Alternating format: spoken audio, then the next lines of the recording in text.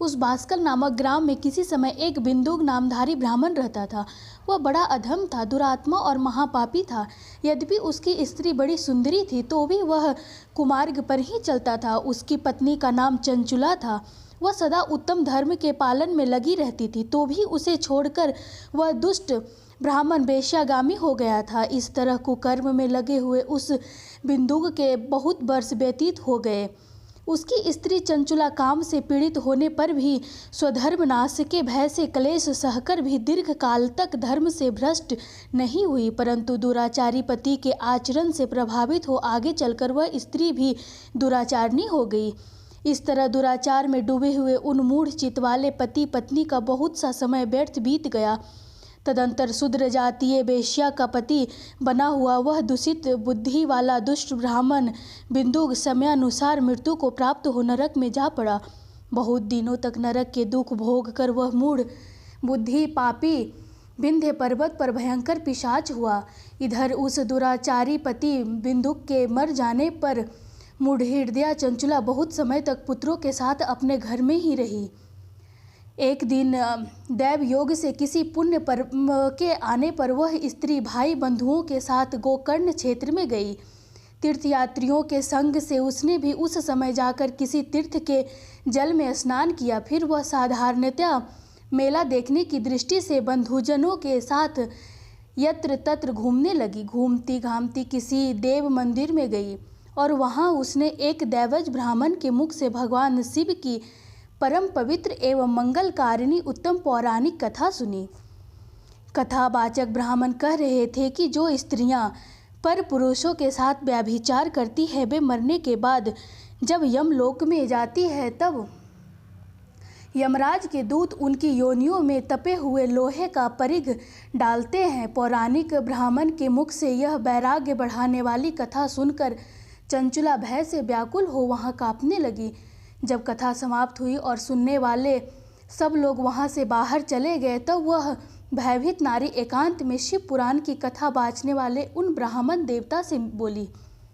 चंचुला ने कहा, ब्राह्मण, मैं अपने धर्म को नहीं जानती थी, इसलिए मेरे द्वारा बड़ा दुराचार हुआ है।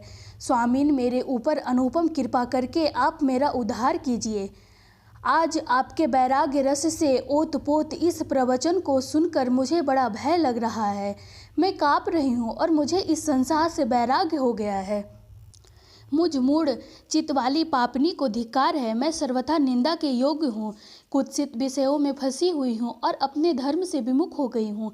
हाय, ना जाने किस किस घोर कष्टदायक दुर्गति में मुझे पड़ना पड़ेगा और वहाँ कौन बुद्धिमान पुरुष कुमार्ग में मन लगाने वाली मुझ पापिनी का साथ देगा। मृत्यु काल में उन भयंकर यमदूतों को मैं कैसे देखूंगी।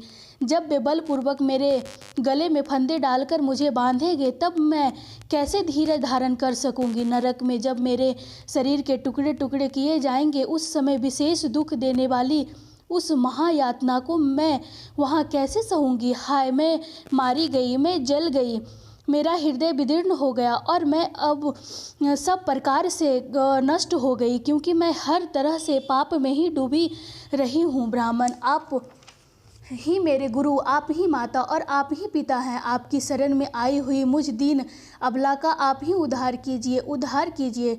सूत जी कहते हैं, सौनक, इस प्रकार खेद और वैराग्य युक्त हुई चंचुला ब्राह्मण देवता के दोनों चरणों में गिर पड़ी। तब उन बुद्धिमान ब्राह्मण ने कृपापूर्वक उसे उठाया और इस प्रकार कहा। ब्राह्मण बोले, नारी, सौभाग्य की बात है कि भगवान शंकर की कृपा से शिव पुराण की इस वैराग्युक्त कथा को सुनकर तुम्हें समय पर चेत हो गया है। ब्राह्मण पत्नी, तुम डरो मत, भगवान शिव की शरण में जाओ। शिव की कृपा से सारा पाप तत्काल नष्ट हो जाता है। मैं तुमसे भगवान शिव की कीर्ति कथा से युक्त उस परम वस्तु का वर्णन करूंगा जिससे तुम्हें सदा सुख देने वाली उत्तम गति प्राप्त होगी। शिव की उत्तम कथा सुनने से ही तुम्हारी बुद्धि इस तरह पश्चाताप से युक्त एवं शुद्ध हो गई है, साथ ही तुम्हारे मन में विषयों के प्रति वैराग्य हो गया है। पश्चाताप ही पाप करने वाले पापियों के लिए सबसे बड़ा प्रायश्चित है। सत्य पुरुषों ने सबके लिए पश्चाताप को ही समस्त पापों का शोधक बताया है। पश्चाताप से ही पापों की शुद्धि होती है। जो पश्चाताप करता है वही वास्तव में पापों का प्रायश्चित करता है। क्योंकि सत्पुरुषों ने समस्त पापों की शुद्धि के लिए जैसे प्रायश्चित का उपदेश दिया है, वह सब पश्चाताप से संपन्न हो जाता है। जो पुरुष विधि पूर्वक प्रायश्चित करके निर्भय हो जाता है पर अपने कुकर्म में लिए पश्चाताप नहीं करता, उसे प्रायः उत्तम गति नहीं प्राप्त होती, परंतु जिसे अपने कुकृत्य पर हार्दिक पश्चाताप होता है वह अवश्य उत्तम गति का भागी होता है, इसमें संशय नहीं।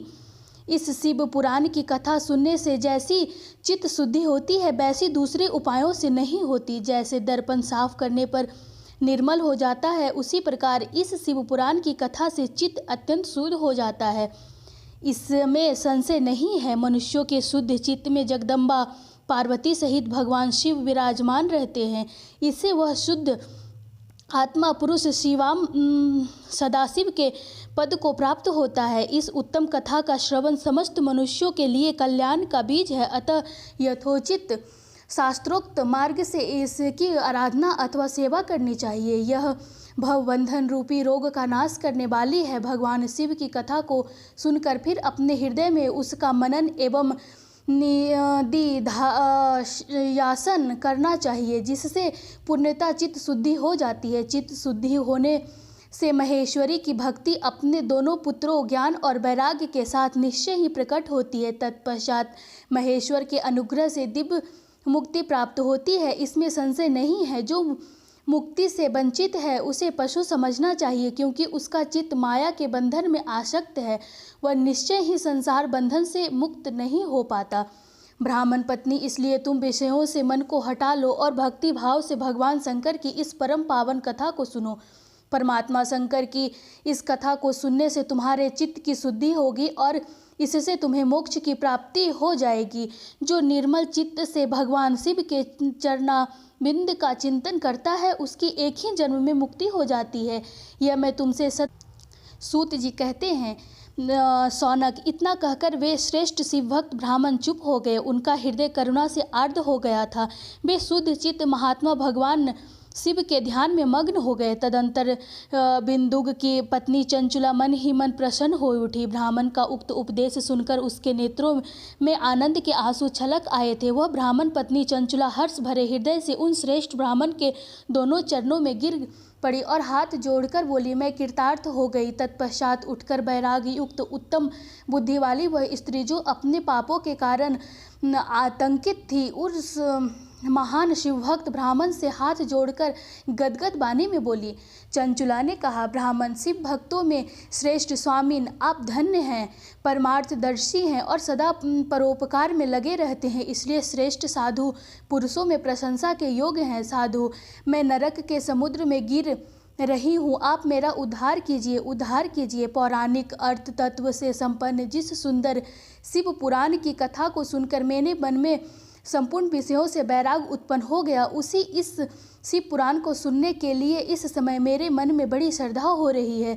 सूत जी कहते हैं, ऐसा कहकर हाथ जोड़कर उनका अनुग्रह पाकर चंचुला उस शिव पुराण की कथा को सुनने की इच्छा मन में लिए उन ब्राह्मण देवता की सेवा में तत्पर हो वहाँ रहने लगी।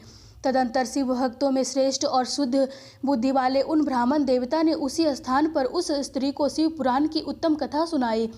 इस प्रकार उस गोकर्ण नामक महाक्षेत्र में उन्हीं श्रेष्ठ ब्राह्मण से उसने शिव पुराण की वह परम उत्तम कथा सुनी, जो भक्ति, ज्ञान और वैराग्य को बढ़ाने वाली तथा मुक्ति देने वाली है। उस परम उत्तम कथा को सुनकर वह ब्राह्मण पत्नी अत्यंत कृतार्थ हो गई।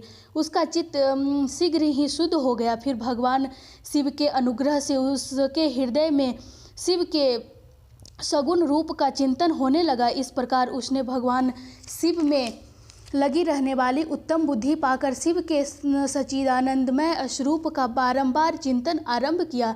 तत्पश्चात समय के पूरे होने पर भक्ति, ज्ञान और वैराग्य से युक्त हुई चंचुला ने अपने शरीर को बिना किसी कष्ट के त्याग दिया।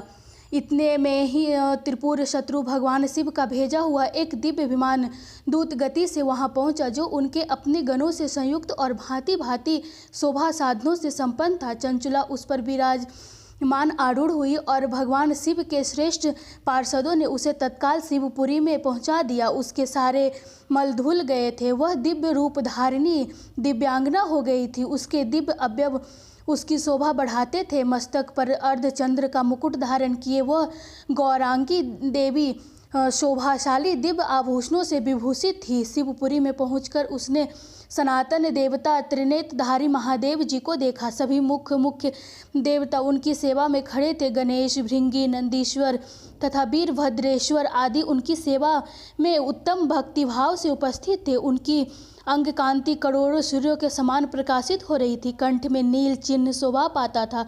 5 मुख और प्रत्येक मुख में 3-3 नेत्र थे। मस्तक पर अर्धचंद्र का मुकुट शोभा देता था। उन्होंने अपने वामांग भाग में गौरी देवी को बिठा रखा था, जो विद्युत पुंज के समान प्रकाशित थी। गौरीपति महादेव जी की कांति कपूर के समान गौर थी। उनका सारा शरीर श्वेत भस्म से भासित था। शरीर पर श्वेत वस्त्र शोभा पा रहे थे। इस प्रकार परम उज्ज्वल भगवान शंकर का दर्शन करके वह ब्राह्मण पत्नी चंचुला बहुत प्रसन्न हुई।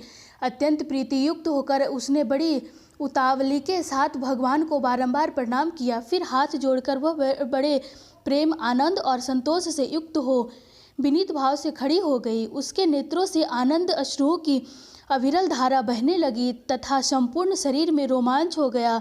उस समय भगवती पार्वती और भगवान शंकर ने उसे बड़ी करुणा के साथ अपने पास बुलाया और सौम्य दृष्टि से उसकी ओर देखा। पार्वती जी ने तो दिव्य रूप धारिणी बिंदुक प्रिया चंचुला को प्रेम पूर्वक अपनी सखी बना लिया। वह उस परमानंद घन ज्योति स्वरूप सनातन धर्म में अविचल निवास पाकर दिव्य सौख्य से संपन्न हो अक्षय सुख का अनुभव करने लगी।